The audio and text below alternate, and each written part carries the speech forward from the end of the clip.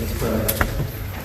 Dear Lord, take these next few moments of our time and bless them. Use me as a vessel to carry your word and deliver it. Bless the ears that hear it, and bless the lives that it touches.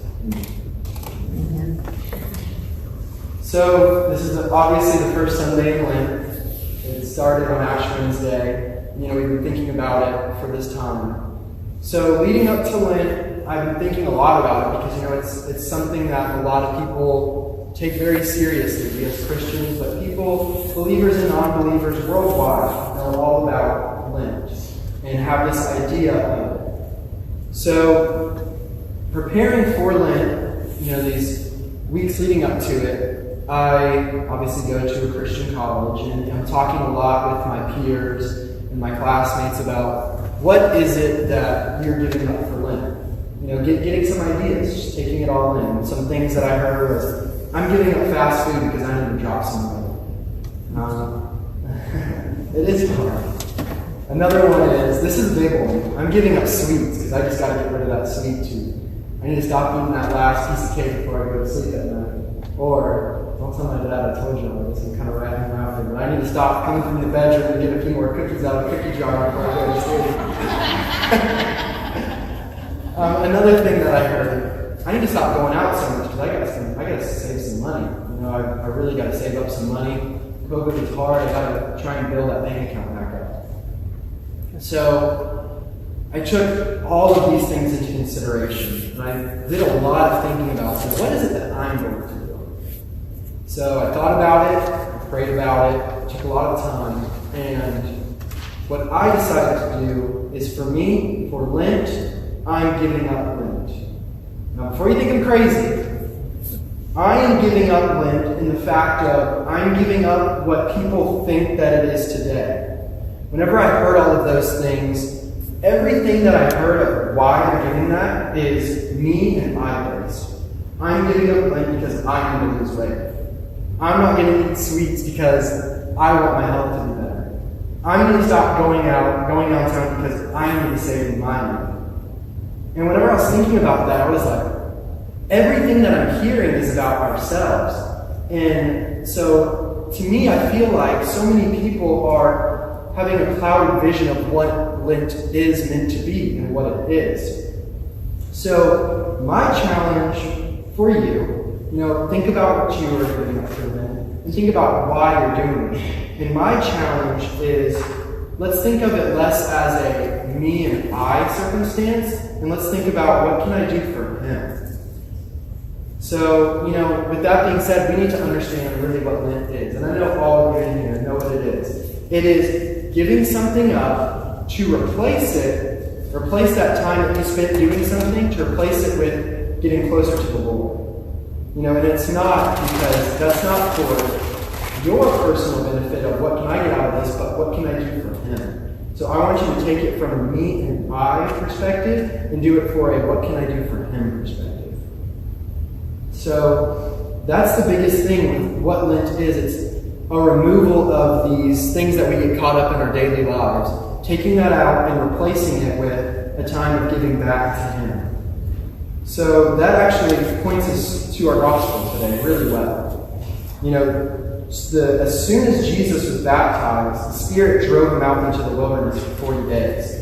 And that was a huge testimony of, giving up. He went out by himself to wrestle with sin. That's, why he went out there, was to have this time of reflection and self-thought and prayer. And, when people look at this, I think this is kind of where that false narrative of Lent comes from, because what they're reading is Jesus went out into the wilderness with no food and with no drink. And I think that is where a lot of people stop when they read this. They say, okay, so that's what I'm going to do. And that's not a bad thing to do at all, but it's your actions of why you're doing that. Your reasoning behind it is what sets it apart. So instead of stopping with reading there well, he went out with no food and no drink, so that's what I'm going to kind of give up. I'm going to give up some things like that. Instead of stopping there, keep on reading as to why he did that. He gave those things up to have a lot of reflection and repentance and prayer, and that's what he wants us to do. It was this journey, and that's what Lent is. It is a journey of this time from Ash Wednesday leading all the way up to Holy Week. It is a journey through going through this time of self-reflecting and thinking about those things that we need to give up in order to get closer to God. And there is a great example of this giving up, this sacrifice that we see in our first lesson today. God told Abraham that he needed to give up his only son as a sacrifice to the Lord. Can you imagine how hard that must have been to have the Lord tell you something like that? And I can only imagine. I cannot imagine as a parent, the Lord tells you to do something like that. I don't think that God could have asked Abraham to do anything harder.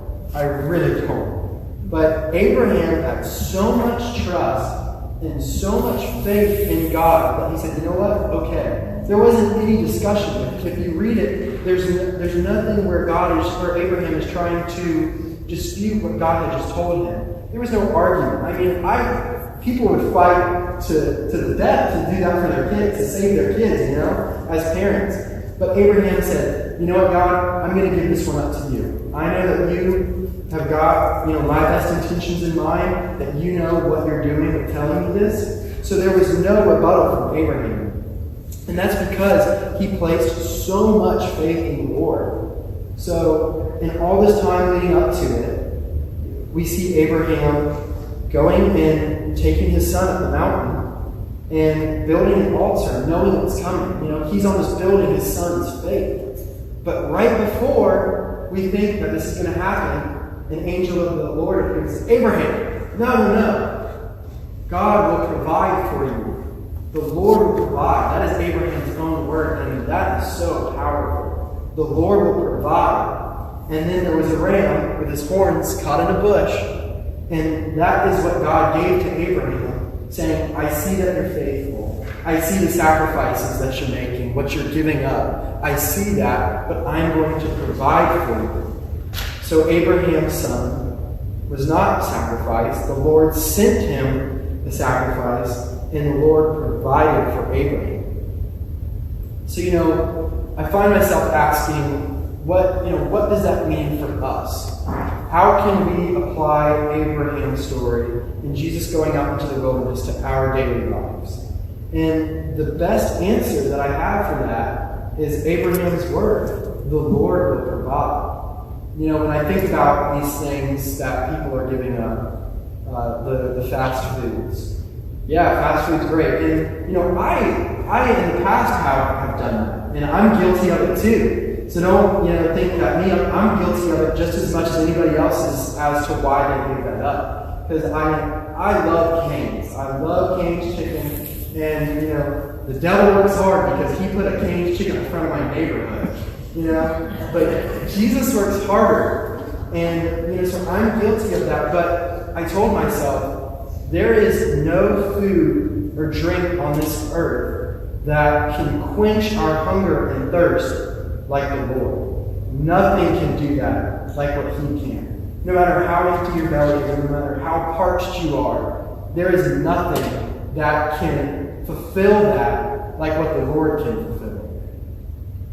The sweets, same thing. There is nothing too sweet out there that is going to be as sweet as the Lord giving you what you need.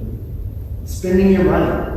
We're all caught up in the value of the dollar and having our lives revolve around this little green piece of paper that at the end of the day means nothing. It means nothing. So, to me, we have to take that and know that the Lord is much greater in value than any dollar bill, no matter what number is on it. He far surpasses the value of that. So, whether it is us out in the wilderness, I think Pastor really took this gospel to heart today because she's out in the wilderness braving it. I think she really took that one to heart with going into this Lenten season, and she's out in the wilderness. I don't think she's going to be out there for 40 days, but she's out there. So whether we're in the wilderness during this season of Lent or we're on the top of a mountain, we have to know that the Lord is going to provide for us. And the psalm says it best. In the psalm it says that all paths of the Lord are steadfast in love and faithfulness. And whenever I read that, that just tells to me that all paths lead back to Him throughout all of your life. And those paths, they're most certainly going to have bumps, and they're going to have potholes, and they're going to have some huge challenges to get through. But we have to know that no matter how great our challenge or struggle is, that the Lord will provide for us, and that all those paths lead back to Him. So what I want you to take away from this is, try to think of, what can I do? You may have already given something up for Lent, but think about it as it's not too late to say, I'm going to give something up. It's not too late to say that. So think about, what can I give up that will bring me closer to Him? And my challenge is, don't just think about that on a 40-day basis. I want you to think about that on a 365-day basis, especially during this time of Lent, yes. But we should be living every single day of our lives as to, what can I do for Him? Because He tells us that as long as we are steadfast in love and we put our trust and faith in Him, that He will always provide for us.